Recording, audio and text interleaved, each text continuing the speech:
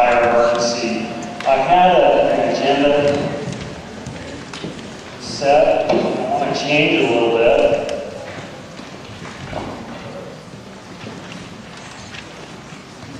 We have a very special guest tonight who would like to say a few words.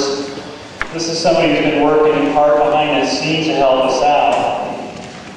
It's my pleasure to introduce the Honorable C.L. Butch Otter, Governor of the great state of Idaho. And Mrs. Otter. Let's give Governor a big welcome.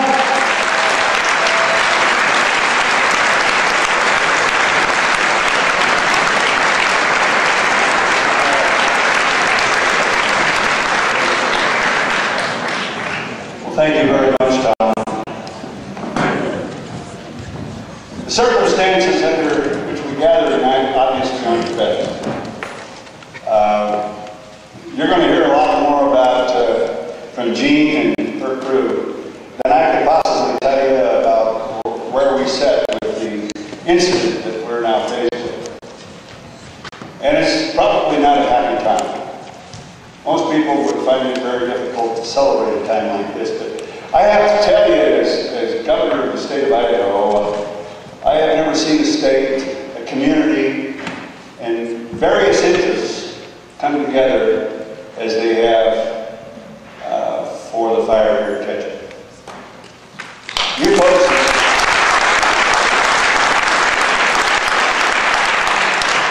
You folks have just done a tremendous job.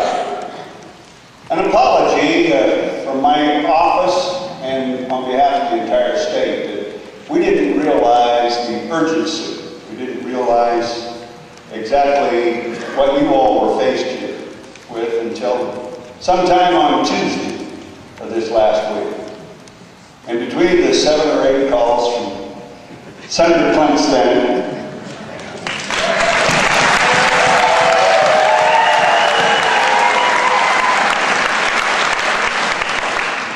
Clint doesn't very often call me.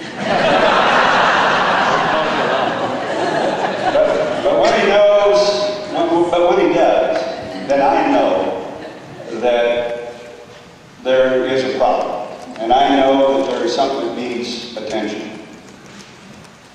I would say again that your community's come together. And the state has come together. As of Tuesday afternoon, I think, as you know, I can't remember the exact minute or time, but the information that we received moved this fire to priority 1 in the state. We had been on the phone with Jack Troyer, the regional forester, and with some folks from Washington, D.C., and we had been in communication with them, and as everything was explained, they decided not only would this be the #1 fire in the state, this would be the #1 fire in the nation. And as I got up here the next morning on Wednesday morning and we had a chance to load up the folks that really knew how to tell us exactly what we were faced with, I could then see exactly how big a problem this was going to be. And after we flew around the fire and had a chance to sit down and then kind of talk, look over the maps and everything, and as I watched Jean work her magic and tell us exactly what they wanted to do, and then we went up and looked. I don't think she changed anything. She had a map that pretty well explained exactly what needed to be done in order to get that fire to circle into itself and at least manage that fire so that it got away from any kind of human or property peril.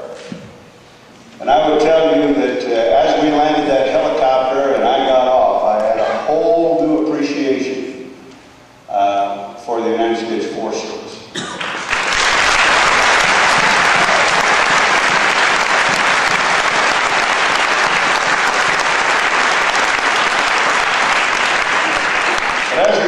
Came together, as the firefighters came together, and I happened to be at a meeting just the other night,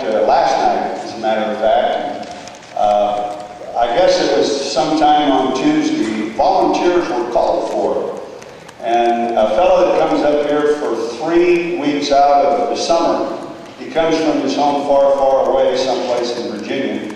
He showed up here to volunteer.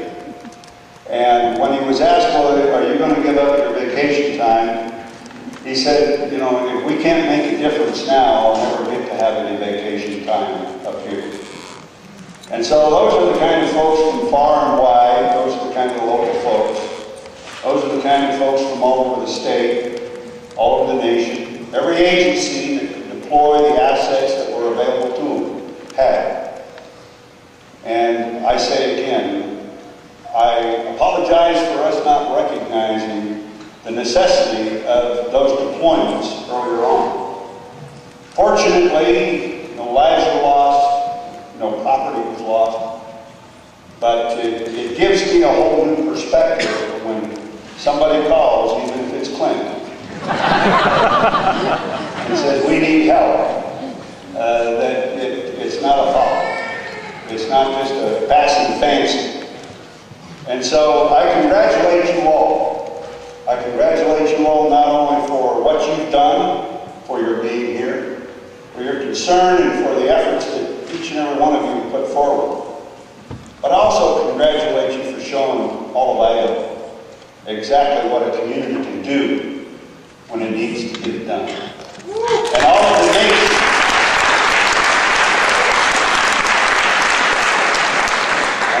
nation, the communities in Idaho are prepared to do what they need to do in order to help their families and their neighbors and their communities.